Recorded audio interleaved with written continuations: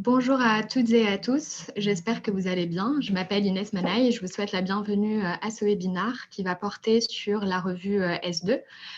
Pour celles et ceux qui ne l'auraient pas en tête, c'est un webinaire qui s'inscrit dans le cadre du cycle Zoom, qui est une initiative lancée avec l'Institut des actuaires pour présenter des principes fondamentaux sur des sujets actuariels divers. Donc jusque-là, on a présenté des zooms sur des sujets variés comme la communication extra-financière, le risque cyber, le risque climatique et durabilité, par exemple. Et ce qu'il faut savoir, c'est que tous ces webinaires se trouvent aussi sur la chaîne YouTube de l'Institut, si jamais ça vous intéresse. Donc là, actuellement, on va vous présenter un webinaire sur la revue S2.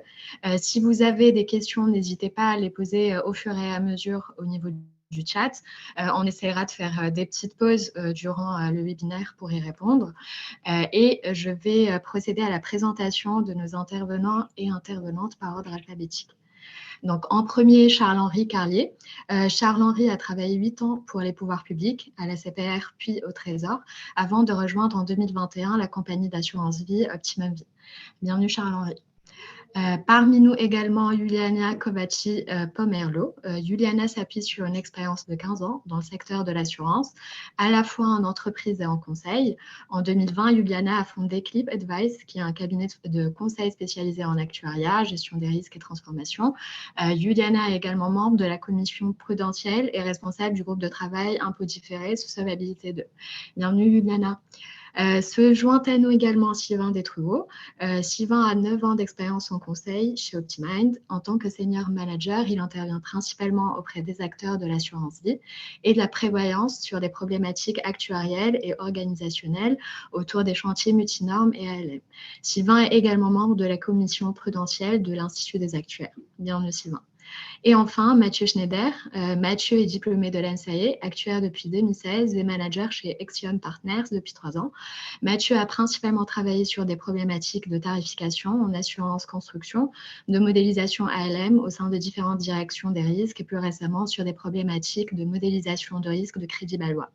Les expériences en équipe ALM lui ont notamment permis d'appréhender les impacts des management actions et autres leviers d'optimisation réglementaire sur les métriques SE. Bienvenue Mathieu. Donc, sans plus attendre, je vais donner la parole à nos intervenants et je vous souhaite un excellent webinaire.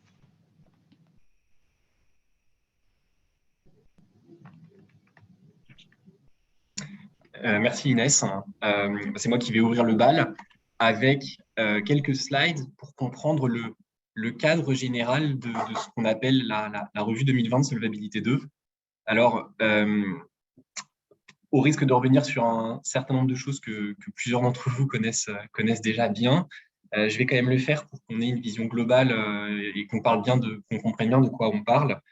Solvabilité 2, c'est un système prudentiel intégré qui est assis sur un très grand nombre de textes. Alors, il y a une directive qui s'appelle la directive Solvabilité 2 qui a été publiée en 2009, mais qui a déjà été amendée 9 fois au total, notamment par les directives Omnibus 2 en 2014.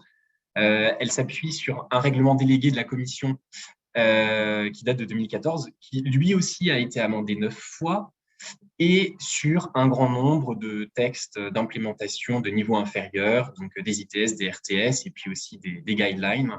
Il y en a en tellement grand nombre, ces textes, que je suis absolument incapable de vous dire le nombre de pages que ça représente, mais je pense sans trop m'avancer qu'on doit dépasser la dizaine de milliers. Et je ne suis pas non plus en capacité de vous donner le nombre de ces normes, tellement il y en a. C'est quelque chose de vraiment tentaculaire. Alors, Solvabilité 2 poursuit, et alors là je cite le texte directement et notamment les considérants, poursuit un objectif premier de protection de la clientèle et en conséquence de cet objectif premier, s'appuie sur la réalisation, l'atteinte d'une stabilité financière par un système en 3 piliers. Le pilier 1, c'est le prudentiel, le pilier 2, c'est la gouvernance des entreprises et le pilier 3, c'est la transparence vis-à-vis du superviseur et du marché.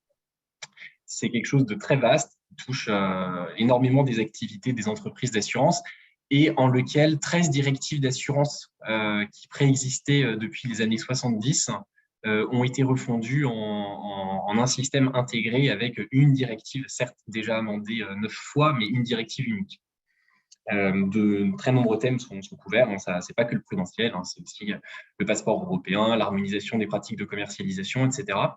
Et comme toute norme financière complexe européenne, elle prévoit son propre processus d'autorévision avec, depuis l'entrée en application le 1er janvier 2016, un grand rendez-vous qui a été donné sur l'échéance de l'année 2020. Si tu peux passer au slide suivant, Sylvain.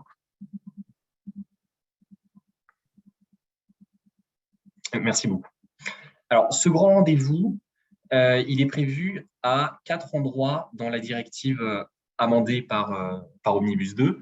Le premier endroit, c'est ce qui concerne le paquet branche longue. Donc, l'article 77 septies qui prévoit chaque année que EIOPA fournisse à la Commission européenne, et c'est ce qui s'est passé depuis l'entrée en application de Solvabilité 2, un rapport sur l'application sur le marché européen des différentes mesures du paquet branche longue, avec, pour le 1er janvier 2021, un rapport qui devait être déposé au Parlement européen avec des propositions législatives d'évolution, notamment sur ces mesures du paquet branche longue, parmi lesquelles voilà, notamment le volatility adjustment, les chocs actions sur la durée. On va en parler notamment aujourd'hui.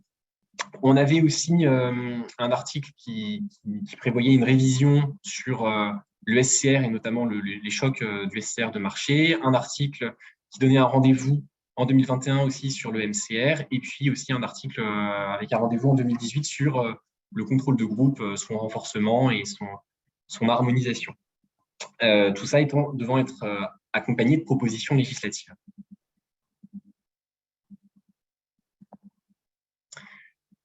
Alors,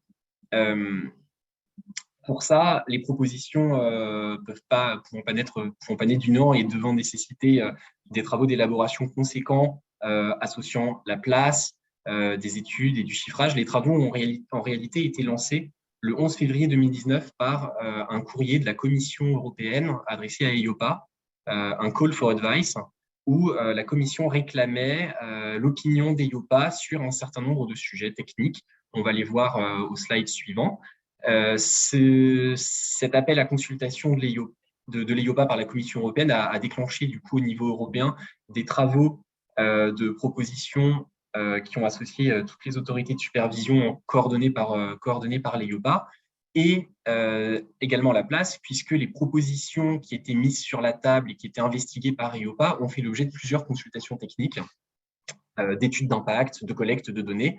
Tout ça a donné lieu à, le 17 décembre 2020, l'avis final d'EIOPA rendu sur les thèmes que la Commission européenne, sur lesquels la Commission européenne l'avait interrogé.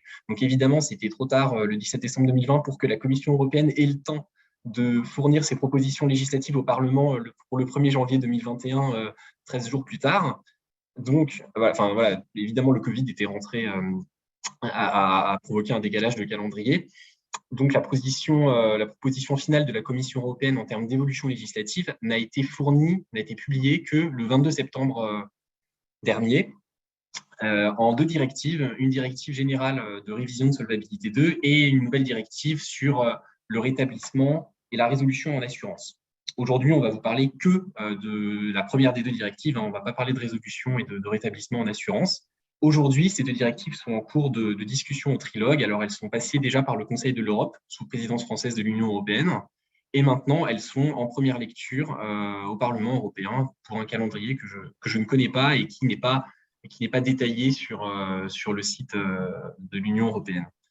Ce qui est prévu, c'est qu'à terme, ces directives, quand elles seront adoptées, ça prendra de nombreuses années de discussion, et si elles sont adoptées, c'est qu'elles le soient en 2024-2025 avec une entrée en application un peu plus tard encore.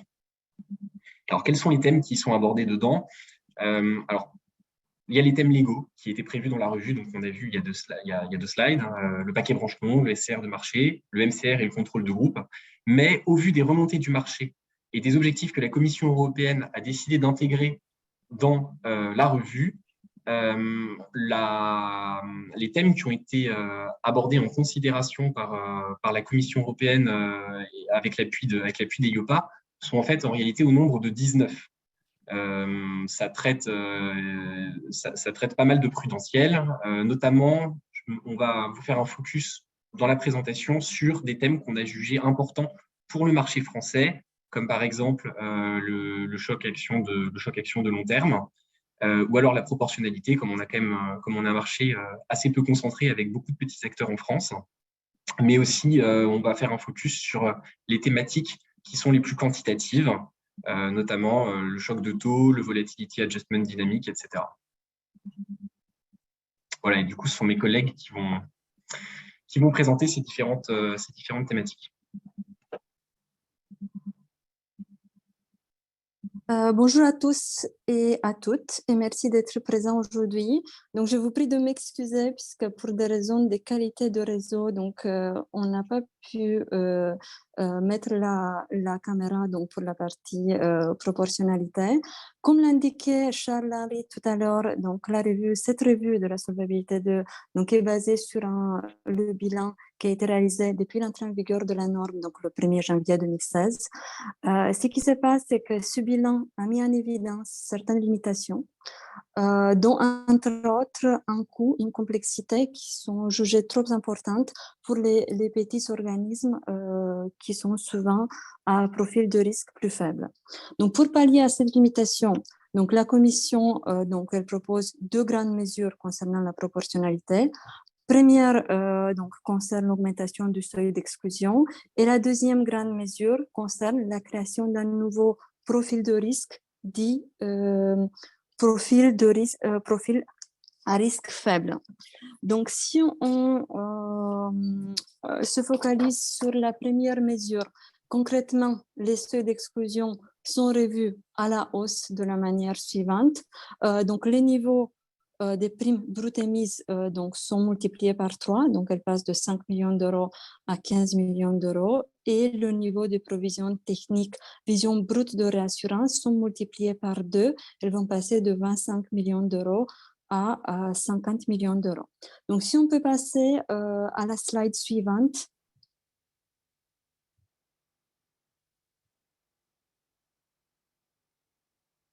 Donc, concernant la deuxième mesure, la Commission propose de créer un nouveau profil de risque dans le principe de proportionnalité, dit les entreprises à profil de risque faible. Donc, pour savoir si une entreprise est à profil de risque faible, donc au préalable, il faut d'abord savoir si elle est à composante majoritairement vie ou à composante majoritairement non-vie. Et pour ça, donc, il y a des critères quantitatifs qui sont été définis, qui sont basés sur le niveau des primes émises brutes de réassurance et sur le niveau des provisions techniques. Donc, pour les organismes qui sont des organismes vie, donc la Commission a défini 6 critères donc, qui sont les suivants. Donc, le premier critère qui concerne le niveau des primes brutes émises dans les États donc, membres de l'Union européenne, hors le pays de résidence, qui doivent rester limités, donc inférieurs à 5% des primes brutes émises par l'organisme. Donc, un deuxième critère concernant, toujours pour les organismes vie, le niveau des provisions techniques, toujours brut de réassurance qui doit rester inférieur à 1 milliard d'euros. Un SR des taux donc limité, donc toujours à 5, limité donc à 5% des provisions techniques brutes de réassurance, des investissements qui sont qualifiés de non traditionnels. On va voir que la Commission a défini une liste plutôt précise de ce qui est qualifié d'investissement non traditionnel, d'investissement traditionnel et non traditionnel. Je reviendrai un tout petit peu plus tard, et qu'elle ne fasse pas appel à la réassurance à plus de la moitié de ces primes émises. Et je dirais sans surprise, les entreprises en modèle interne et en modèle interne partiel ne sont pas éligibles à l'application du seuil. Donc ça pour les organismes vie. Pour les organismes de type non-vie, Donc, 4 critères sont les mêmes que pour les organismes non-vie. J'insisterai juste sur les 2 critères qui sont spécifiques aux organismes non-vie, qui sont notamment les critères concernant à la fois la taille, donc concernant les primes émises brutes qui doivent être doivent rester inférieures à 5 millions d'euros et que le cumul des primes émises brutes dans certaines branches de 3 à 7 et les branches 14 et 15 doivent être inférieures à 30% des primes brutes émises non-vie. Petit point d'attention sur cette partie-là, notamment pour les structures non capitalistiques en France qui sont très présentes sur la branche auto, ça peut être un critère qui n'est pas aussi facile à respecter. Et donc également un critère concernant le ratio combiné net de réassurance, donc moyen sur les 3 derniers exercices, qui doit être inférieur à donc au niveau break-even donc de 100%. Donc, pour revenir sur donc, les investissements dits traditionnels, donc les textes ont défini une liste de ce qui est considéré comme traditionnel, donc notamment les obligations, l'action, les espèces, l'équivalent en espèces et les dépôts. Une question qui pourrait se poser, est-ce que c'est une vision transparisée ou non transparisée des investissements? Je pense que ça, c'est une zone peut-être un peu grise qui mérite un peu plus de précision, mais à la lecture de la manière dont les textes sont écrits, ça me fait penser que c'est plutôt une vision transparisée. Mais encore une fois, je pense que c'est un des aspects sur lesquels il y a un besoin d'avoir un peu plus de précision. Donc, si on passe à la slide suivante.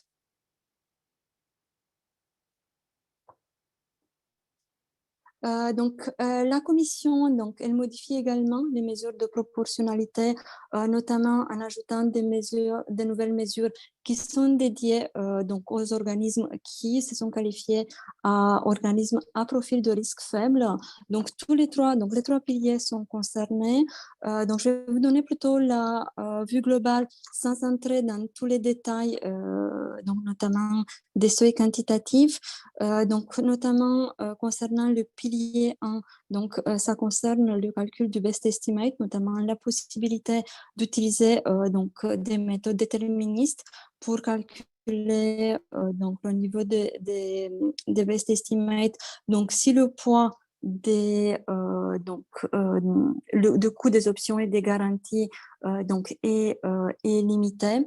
Ensuite, 2 points ici d'attention sur la manière de déterminer le coût des options et des garanties qui est très souvent réalisé en stochastique. Donc, comment on peut le faire? Ça veut dire qu'il faut quand même faire du stochastique au moins une fois. Et les textes parlent d'une importance significative, mais sans pour autant indiquer un critère quantitatif, et toujours sur le pilier 1, la possibilité d'utiliser des méthodes simplifiées des calculs de certains SR.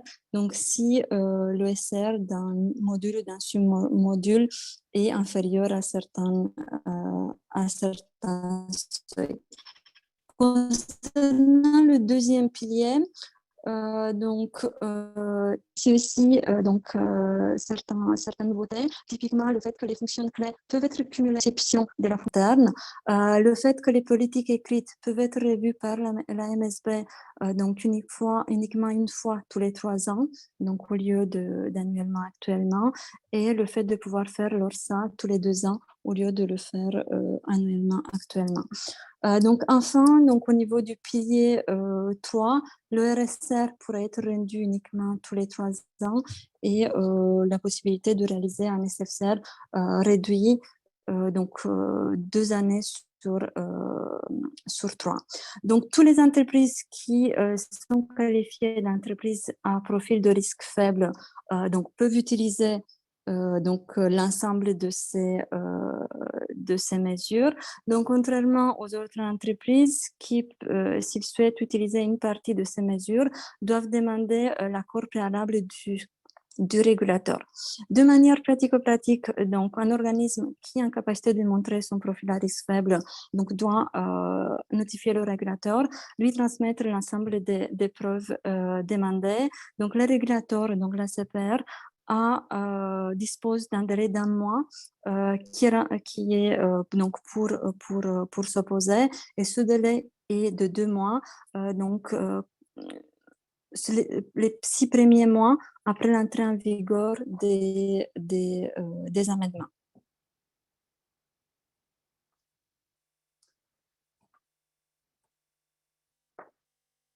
Merci Charles-Henri et Juliana pour ces premiers éléments. Si ça vous va, avant de passer à la partie courbe des taux, je vous propose peut-être de prendre une question.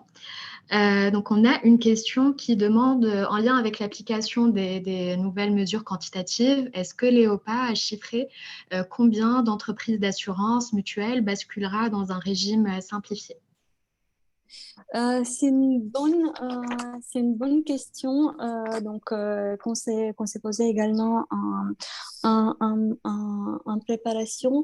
Il me semble avoir vu passer donc, le fait qu'il y a actuellement peut-être 10% du marché européen qui bénéficie, qui passerait à 17% de mémoire donc après l'entrée en vigueur de la nouvelle mesure. Et en France, mais ça c'est plutôt une information que je qualifierais plutôt d'informelle. J'avais compris qu'une dizaine, voire une douzaine d'organismes seraient éligibles à l'application du profil de risque faible. Mais encore une fois, cette dernière information, elle est à prendre avec un peu de pincettes. Ok. Merci Juliana. Donc je vous propose, je vous laisse la parole Sylvain et Mathieu pour la suite, si ça vous va. Oui, merci Inès. Maintenant, nous proposons un focus sur les mesures quantitatives, enfin les principales mesures quantitatives de la revue, et en particulier celles relatives aux courbes des taux. Peut-être rappeler qu'en préambule, en fait, ces évolutions s'inscrivent totalement dans notamment les objectifs de la revue présentée par Charles-Henri, notamment un des objectifs effectivement du marché étant d'avoir une meilleure prise en compte de l'événement économique de ces dernières années, à savoir donc les taux bas et négatifs. Et donc on verra les évolutions sur la courbe des taux et le choc de taux d'intérêt s'inscrivent dans cet état d'esprit, et aussi effectivement de faire le bilan sur les mesures du paquet Branchong Omnibus 2, donc jouent-elles leur rôle de mesure contracyclique, et là on verra que les évolutions sur le BA s'inscrivent dans cet état d'esprit. Sur la partie courbe des taux, quelques éléments de contexte sur la situation en vigueur actuellement.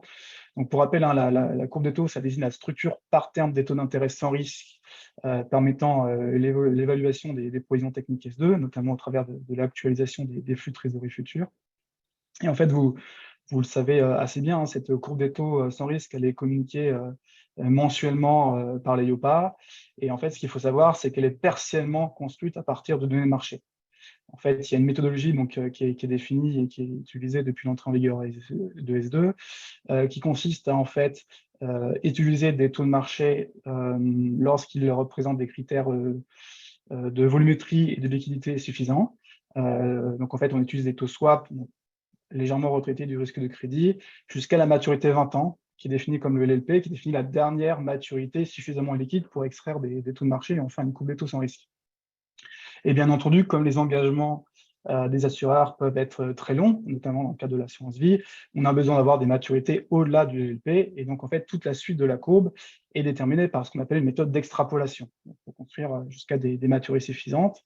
Et aujourd'hui, donc la méthode utilisée, c'est la méthode Smith-Wesson, qui va notamment dépendre de deux paramètres très importants. Le premier, c'est l'UFR, pour Ultimate Forward Rate, qui correspond en fait au taux de convergence du taux forward, donc long terme, qui était d'abord fixé à 4,2%, qui depuis 2018 a un processus de revue annuel, mais qui le revoit chaque année un peu à la baisse de manière très légère. Et puis un deuxième élément, c'est la date à laquelle le taux forward atteint le point de convergence, qui est fixé à 60 ans. Donc, si ce graphique présente exactement donc, la courbe des taux telle qu'elle est construite aujourd'hui, donc là, c'est un exemple illustratif au 31/12/2021, et voilà, il faut bien avoir en tête qu'il y a vraiment deux parties.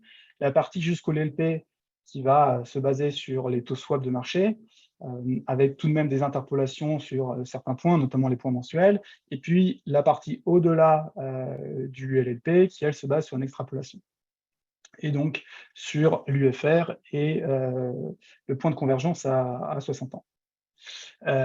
Les critiques qui peuvent être, qui ont souvent été prononcées sur cette méthodologie, notamment dans un contexte de taux bas, c'est qu'effectivement, en fait, sur la partie extrapolation, on a une pente assez significative de la courbe des taux, puisque effectivement on va converger vers un taux forward qui est assez élevé, et quand bien même en fait il n'y a pas on juge la qualité, enfin la liquidité des taux de marché au-delà de 20 ans insuffisante.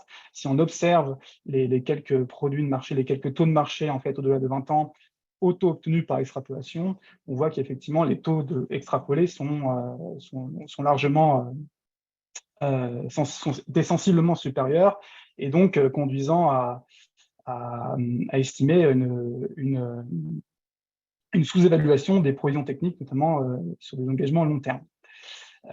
Donc l'idée l'avis de l'EIOPA a été de revoir cette méthode d'extrapolation en essayant notamment de tenir compte davantage des données de marché au-delà de 20 ans, donc du LLP. Donc plusieurs méthodes ont été d'abord proposées par l'EIOPA au travers de ces consultations publiques, notamment par exemple de déplacer le LLP.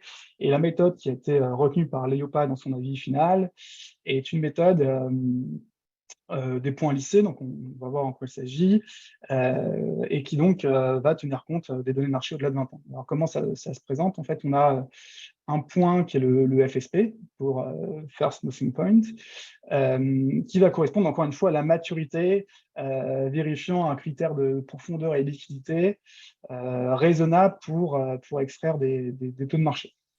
Donc en fait, ce FSP il correspond en quelque sorte au LLP de la méthodologie actuelle, a été fixé en tout cas à 20 ans. Et puis ensuite, on va avoir une extrapolation, donc selon des méthodes de points lissés, qui va toujours dépendre de l'UFR, mais on va avoir un paramètre de vitesse de convergence plutôt qu'une maturité de convergence, qui va, vous allez le voir par la suite, permettre notamment de jouer sur cette vitesse de convergence.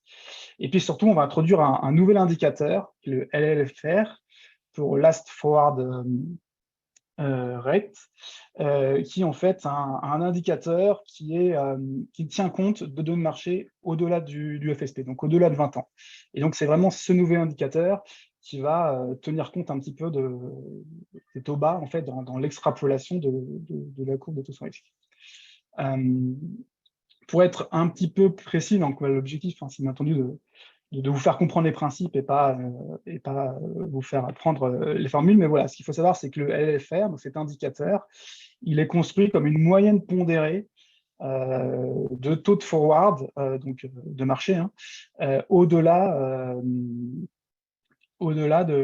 du FSP, donc au-delà de 20 ans. On va récupérer certains taux forward, on va juger qu'il y a tout de même une certaine liquidité, même si ça ne vérifie pas les critères pour en extraire des taux de marché. Et on va associer des poids en fonction aussi de la liquidité pour créer un indicateur qui est le LLFR. Et donc ensuite, ce LLFR va être intégré dans la méthodologie d'extrapolation, et donc on va avoir en quelque sorte une extrapolation qui tient compte tout de même de données de marché. Ce qu'il faut savoir, c'est qu'effectivement, quand l'EIOPA a fait ses propositions, on est en 2020, donc dans un contexte de taux très bas, et notamment sur la courbe qui a servi à faire les études d'impact. Donc au 30 juin 2020, la méthode proposée par l'EIOPA conduisait notamment à une baisse de 30 bips en moyenne sur les maturités entre 20 et 60 ans, donc les maturités extrapolées. Donc c'est effectivement un impact assez important qui va nécessairement se retranscrire sur le provisionnement des assureurs. Donc l'EIOPA a proposé en fait une méthode transitoire en fait, qui consiste à aller progressivement vers cette nouvelle méthode pour limiter les impacts sur le provisionnement des assureurs. Et donc cette méthode transitoire, elle se fait au travers du paramètre de vitesse de convergence, sachant que l'EIOPA préconise qu'en 2032, on soit sur le paramètre de vitesse de convergence cible, qui est à savoir 10%. Et donc, en fonction de la valeur du FSP, si le FSP est supérieur, donc le taux à 20 ans est supérieur à 0,5, on est directement sur la méthode cible, donc avec un paramètre de convergence à 10%. Si on est inférieur à moins 0,5, ce qui était le cas notamment lors des discussions en 2020, on a en fait une décroissance linéaire, donc on part de 20% pour arriver à 10% en 2032, et quand on est entre moins 0,5 et 0,5, on a une interpolation linéaire pour le point de départ, et puis, même logique, on arrive à 10% en 2032. Aujourd'hui, on est dans un contexte des taux qui est différent de celui de 2020, et notamment, on a un FSP qui est supérieur à 0,5, donc on serait directement sur l'application du paramètre cible. En termes de décision, de préconisation de la Commission européenne. Donc la Commission européenne propose effectivement de modifier l'article 77A de la directive et d'appliquer donc la nouvelle méthode préconisée par l'EIOPA. Il faut savoir que quand l'EIOPA a fait notamment son étude d'impact en juin 2020, a estimé qu'il y avait un impact de 61 milliards d'euros sur les fonds propres à l'échelle européenne. Alors, uniquement de fait de cette mesure, il y a d'autres mesures dans la revue qui notamment contrebalancent ces effets-là. Et donc c'est pour ces raisons que la Commission européenne ne fait que valider donc la période de transitoire qui permettrait donc à court terme, en tout cas dans un environnement de taux bas, à court terme de limiter l'impact de la nouvelle méthodologie. Et notamment quand ça a été testé en juin 2020, donc c'est ce qui est représenté à droite, vous voyez que la méthode transitoire permet dans un premier temps d'avoir un impact de 12 bips plutôt que 30 bips. Donc, c'est la courbe hachée en orange. Et puis, au fil des années, donc jusqu'en 2032, on arrivait à l'époque sur la courbe pleine orange. Bonjour à tous. Je vais prendre la suite pour vous parler de la correction pour volatilité. Donc, pour rappel, cette correction pour volatilité correspond donc à une prime qu'on va appliquer sur la courbe sans risque, dans le but de limiter les effets sur le bilan et notamment la solvabilité des mouvements de spread de crédit. Donc, pour comprendre rapidement comment marche Volatility Adjustment, si on prend le cas d'un assureur pour lequel on va résumer son bilan avec les gros postes macro de market value, de passifs et de fonds propres, si lorsqu'on observe un mouvement important sur les spreads de crédit, par exemple une hausse importante, la market value va baisser, l'idée c'est que le Volatility Adjuster va, via la prime qui va être appliquée sur la courbe, faire monter les taux d'actualisation de sorte à venir lisser cet impact sur les fonds propres avec une réduction des provisions techniques. En termes donc de définition, le Volatility Adjuster va être calculé comme une différence de taux d'intérêt entre un certain portefeuille de référence qui est défini, qui est commun à tous les assureurs, et la courbe de taux d'intérêt sans risque. Donc l'idée est bien de capter une différence de rendement qui est dans les spreads de crédit entre l'actif et le passif. Pour le moment, donc, à l'heure actuelle, le VA est fourni par l'EIOPA parce qu'on est dans le cadre d'un portefeuille de référence et donc il n'y a aucune spécificité de l'assureur qui va être prise en compte dans le calcul de ce Volatility Adjuster. Donc, il n'y a aucune intervention de la part des assureurs. Si on veut passer au slide suivant.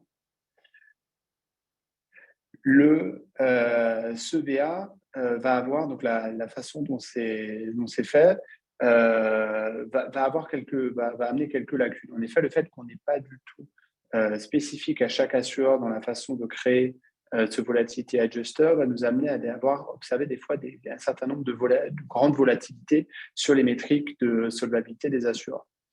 Donc, on peut par exemple prendre le cas d'un assureur qui aura un bilan très simple, uniquement avec des obligations à taux fixe, qui ont une certaine typologie qui va s'écarter du portefeuille de référence. Les mouvements de spread vont donc avoir un impact assez différent entre ce qui va se passer à l'actif et ce qui va se passer au passif, étant donné qu'on n'a pas le même niveau de prime appliqué. Donc, cet écart-là va amener à des situations, à une analyse de la situation de l'assureur assez faussée, au sens où on va avoir soit, suivant le décalage entre le VA et le taux de rendement de l'actif, soit quelque chose de très alarmiste lorsque les spreads vont bouger, ou à l'inverse de quelque chose de très optimiste, alors que finalement, cette observation ne se traduit pas en réalité comme une vraie variation de la solvabilité au sens de risque de ruine de l'assureur qu'on va regarder. Donc, parmi ces lacunes, donc ça nous amène à nous dire que le volatility adjuster devrait être rendu dépendant de la situation de l'assureur. Un autre point dans les lacunes, c'est que ce volatility adjuster donc, compare des rendements d'actifs et un taux sans risque utilisé au passif, mais ne va pas tenir compte de l'effet liquidité, c'est-à-dire que les actifs que je détiens sont potentiellement très liquides, hein, si on est sur du marché obligataire classique, et à l'inverse, je vais avoir un passif qui ne l'est pas du tout, et pourtant on n'introduit pas de prime d'illiquidité dans le VA. En termes donc de modifications pour cette revoyure, sur proposition de l'EIOPA, donc la Commission valide bien le fait de rendre le VA dépendant des caractéristiques de l'assureur, c'est-à-dire qu'on va tenir compte du niveau de risque du portefeuille obligataire, également de son volume, c'est-à-dire qu'on va avoir des impacts très différents entre un assureur qui serait beaucoup plus exposé ou beaucoup moins, compte tenu de la taille de son passif. Et ensuite, on va avoir une prise en compte de l'effet duration actif-passif, dans le calcul du VA. Donc, tout cela va passer par la notion qu'on va présenter au slide d'après, qui est globalement de sensibilité au mouvement des spreads. Néanmoins, contrairement à ce qui avait été préconisé par l'EIOPA, on ne va pas avoir de prise en compte d'effet de liquidité. Ce nouveau VA, en termes plutôt de process, ça ne nécessitera pas donc de nouvelle approbation pour les gens qui l'utilisent actuellement, mais va nécessiter quand même la mise en place d'un certain nombre de processus, au sens où on avait par le passé ou réceptionné une donnée directe, et là on va devoir effectuer un calcul, et ce calcul va se baser sur des données, donc il va falloir mettre en place un processus et bien justifier la calibration du volatility adjuster spécifique à l'assureur. Alors, rapidement au slide d'après, mais sans rentrer, je pense, dans les détails contenus du timing, le VA, pour le moment, avait une double composante VA Currency et VA Country, avec sur la VA Country certains effets un peu on-off, au sens où des fois, il s'enclenchait, des fois, il ne s'enclenchait pas, ce qui pouvait amener à des variations d'un arrêté à l'autre. Et donc, cela va être remplacé par la VA Currency et la VA Euro Macro. Et donc, sans rentrer dans les détails, on va mettre dans ces calculs des effets de sensibilité donc du portefeuille obligataire comparé à la sensibilité du passif au volatility adjuster, et également des effets capés, de sorte à éviter tout effet donc, ce qu'on appelait d'overshooting, donc c'est-à-dire lorsque mon passif surréagit au mouvement d'actif, et je suis là dans une situation où je vais au-delà de la neutralisation finalement des mouvements de spread, je vais juste aller contrebalancer et quasiment à gagner de l'argent avec une situation qui est pourtant adverse. Pour ce qui est du dynamic volatility adjustment, alors rapidement pour présenter ce qu'est ce DVA, c'est dans le cadre de l'utilisation d'un modèle interne. Si on reprend la logique du volatility adjuster, ce volatility adjuster se cale sur les niveaux de spread à un instant donné.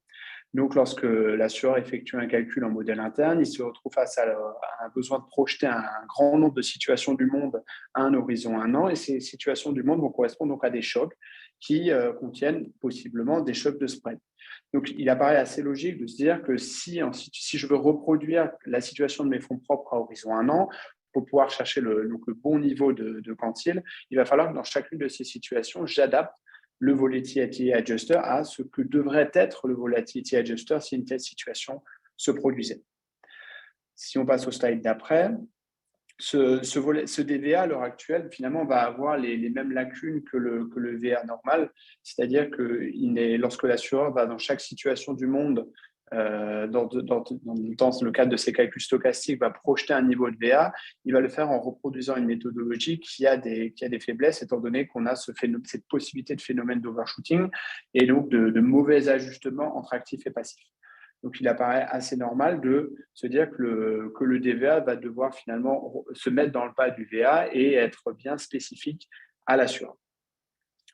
En termes d'ajustement, il y a aussi un garde-fou qui va être mis en place, c'est-à-dire que l'assureur va effectuer son calcul SCR avec sa méthodologie, mais on va mettre une couche de prudence au sens où un calcul standardisé, si on peut appeler ça, va devoir être mis en place et le SCR final retenu va être le minimum, le maximum entre les deux calculs effectués. Dernier point, le DVA n'est pas à l'heure actuelle dans la formule standard et ne le sera pas. On pourrait imaginer que les situations de stress, de spread pourraient amener un ajustement du VA dans ces situations, dans un calcul standalone de risque, mais la commission n'a pas, sur préconisation de l'EIOPA, n'a pas retenu ce choix.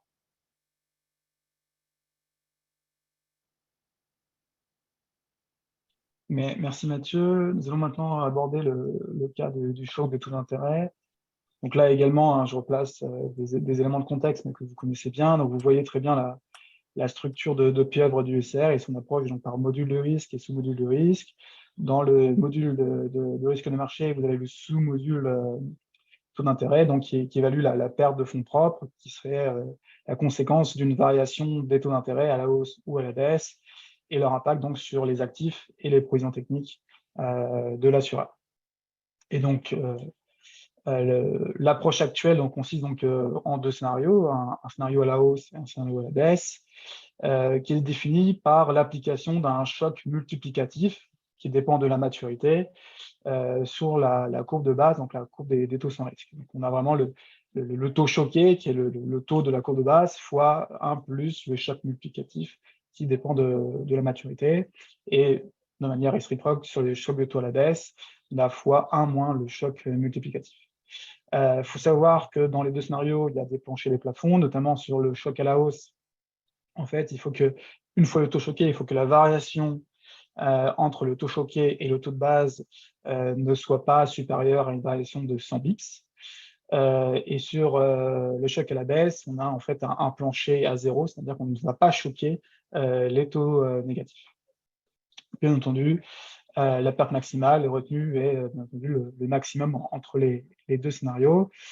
Et donc, il y avait effectivement des critiques assez logiques d'un point de vue technique sur cette méthodologie, notamment, encore une fois, à cause du contexte des taux bas et taux négatifs. Premier constat que l'on pouvait faire, c'est qu'effectivement, les taux étant très bas, l'application d'un choc relatif, d'un choc multiplicatif, entraîne des variations en fait assez faibles entre le taux de base et le taux choqué, et plus faibles de ce qu'on pourrait constater en fait à l'époque sur l'historique. Deuxième constat, toujours dans cette même logique, on ne choquait pas les taux négatifs, quand bien même on a bien vu que les taux pouvaient être négatifs et continuer à l'être, continuer à baisser même en étant négatifs. Et ces éléments-là faisaient aussi que ça commence à créer une asymétrie assez forte entre les intensités de choc faites dans le cadre de la formule standard, donc assez faible en fait sur un scénario de taux à la baisse, par rapport aux intensités de choc qu'on pouvait retrouver notamment dans des modèles internes. Donc, tous ces points ont conduit à l'EIOPA à revoir la méthodologie. Donc là, les discussions, elles ont commencé même assez tôt, en fait, dès 2018, lors de la première revue. Et l'EIOPA a retiré donc sa proposition en 2020, dans le cadre de la revue 2020.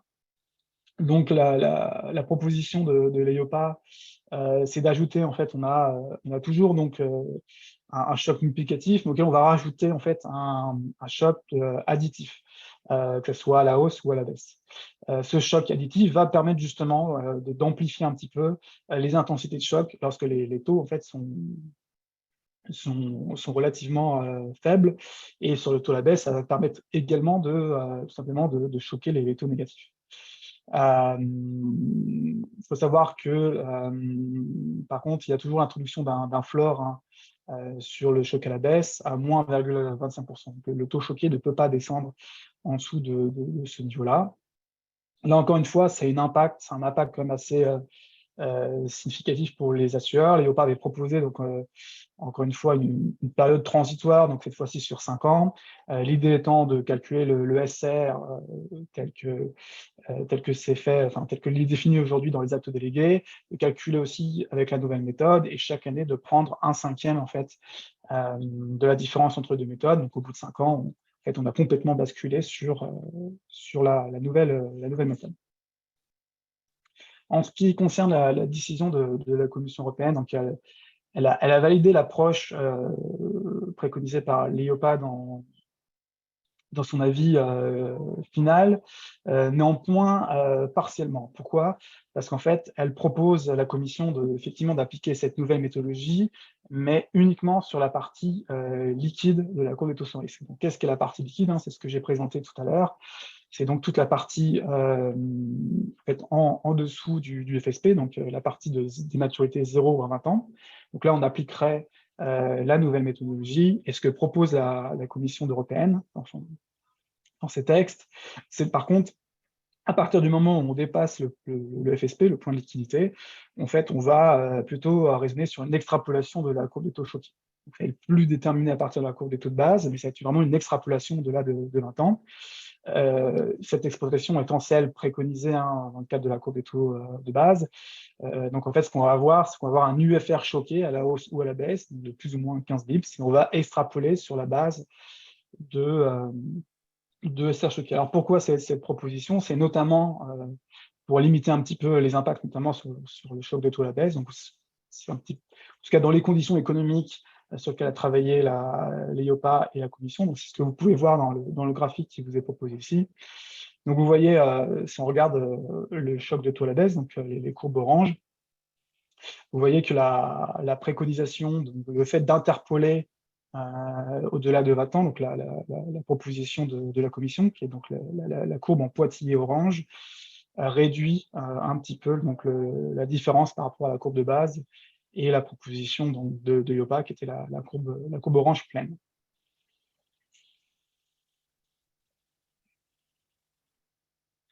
Je vais reprendre la main pour la dernière thématique sur donc les LTEI. Donc les LTEI, donc, ils vont concerner les investissements long terme effectués par les assureurs.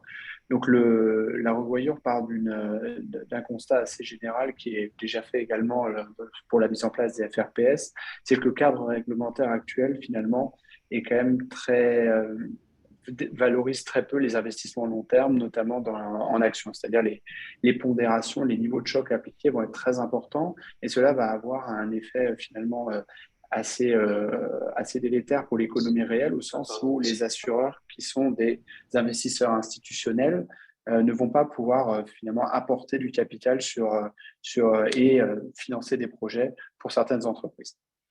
Alors, en termes de contexte, il existe tout de même une classe d'actifs qui s'appelle donc les duration-based equities pour le moment, qui déjà sont dans le cadre de cet objectif d'investissement long terme et qui disposent d'un taux de choc limité à 22%. Donc, cette classe a pour objectif d'être remplacée par la nouvelle classe LTEI introduite par l'EIOPA, mais ne disparaîtra pas forcément immédiatement, au sens où les acteurs pour lesquels ce dispositif est en place pourront continuer à l'utiliser.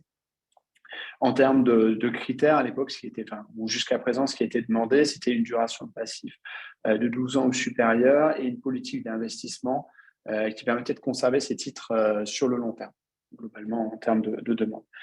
Donc, si on passe au slide d'après, pour donner un peu un récapitulatif de ce que seront les niveaux de choc du côté equity, on voit donc que le LTEI va venir remplacer à droite les duration-based actions et on va avoir toutes les autres classes avec des taux de choc bien sûr bien supérieurs.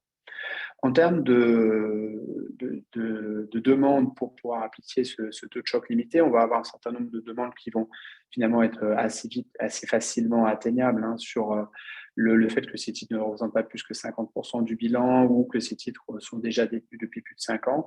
Et il va également être demandé à l'assureur finalement de prouver que cette situation long terme va pouvoir va pouvoir se maintenir dans le futur, et notamment en cas de stress, sur une période à minima de 10 ans. Donc, globalement, les argumentaires qui vont devoir être mis en place, c'est notamment sur la typologie du passif, hein, si cette dernière a une duration très élevée, ou que l'assureur dispose d'autres titres très liquides qui vont permettre finalement d'être liquidé le moment venu en cas de stress et de ne pas toucher à cette poche spécifique.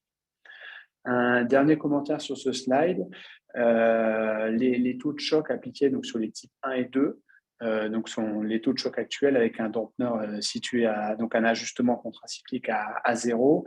À noter que dans le cadre de la revoyure, la proposition est également d'étendre cet ajustement de l'intervalle plus ou moins 10% à un intervalle plus ou moins 17%.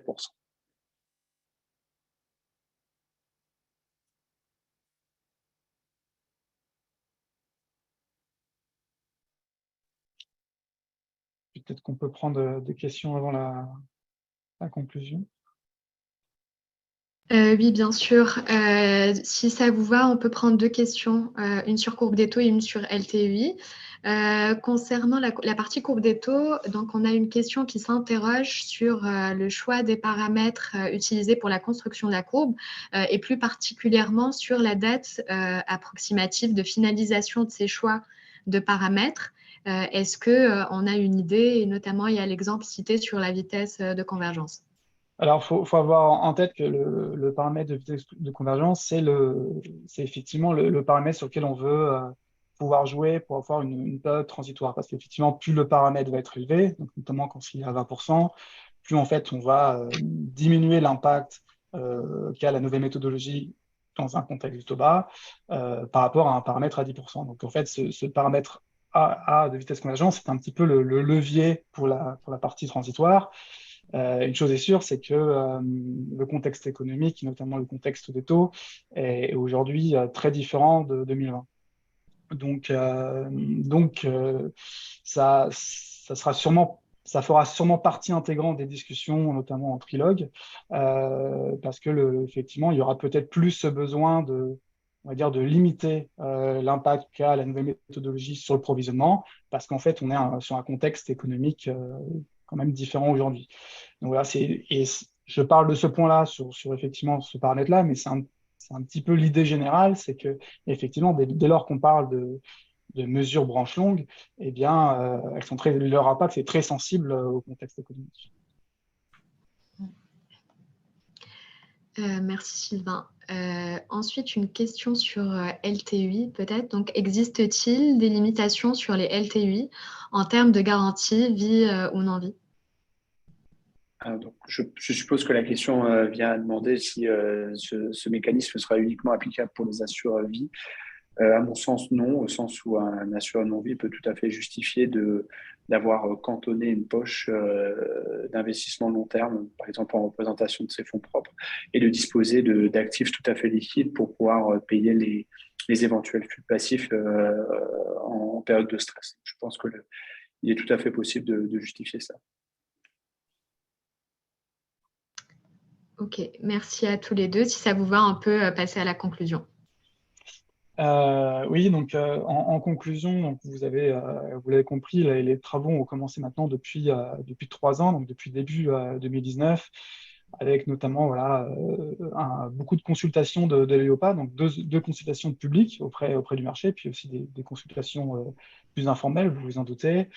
Et de manière générale, voilà, on peut se féliciter d'une forte mobilisation de la place pour répondre à ces consultations. Notamment, on peut citer le travail de la commission prudentielle, donc de l'Institut des actuaires, qui a notamment participé aux réponses de l'IA, mais aussi de l'AE au niveau européen.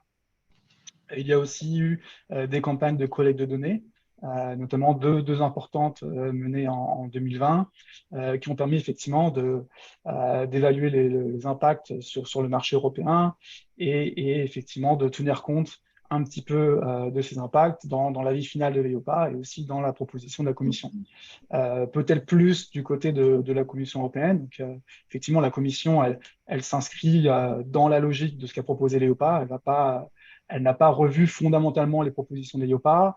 En revanche, elle avait peut-être un peu plus cet objectif de neutralité sur en fait, sur les fonds propres et sur la capacité à investir dans l'économie réelle. Et donc, elle a veillé par moment à ce que les propositions permettent d'avoir cet équilibre, en fait. Et notamment, c'est ce qu'elle a fait quand elle a proposé d'ajuster la proposition sur le choc de taux à la baisse. Enfin, le choc de taux, pardon. Donc voilà, donc il y a eu forcément ces considérations au niveau de la Commission européenne, et notamment donc, sur tout ce qui va être un peu transitoire et qui peut-être va être remis sur la table au vu du contexte économique, on ne sait pas. Parce qu'effectivement, malgré tous ces travaux entrepris, on n'est pas encore effectivement à une application des propositions. Comme l'avait présenté Charles-Henri, en fait, on est dans une phase de négociation en fait, au niveau du trilogue au sein de l'Union européenne, donc entre le Conseil, le Parlement et les commissions, pour une publication qui est attendue de la directive révisée pour 2024-2025. S'en suivra une transposition en droit national, donc ça c'est le circuit législatif standard au niveau européen, et donc pour une mise en application plutôt à horizon 2025-2026 sur le marché français. Donc voilà, donc on a encore un long chemin à parcourir. Il y aura moins de sollicitations, on va dire, du marché français, mais il y aura toujours des aspects, bien entendu, de lobbying et puis de négociation au niveau européen. C'est très clair, merci beaucoup à tous les quatre. Il y a peut-être une dernière question là, concernant l'organisation qui demande sur le lien du support, qui est très bien fait, je confirme. Et en fait, oui, ce sera disponible sur le site de l'Institut, si jamais vous voulez avoir le support. Merci beaucoup à tous les quatre, Charles-Henri, Sylvain, Mathieu et Juliana pour cette présentation, et merci à toutes et à tous pour votre participation, et je vous souhaite une très belle soirée.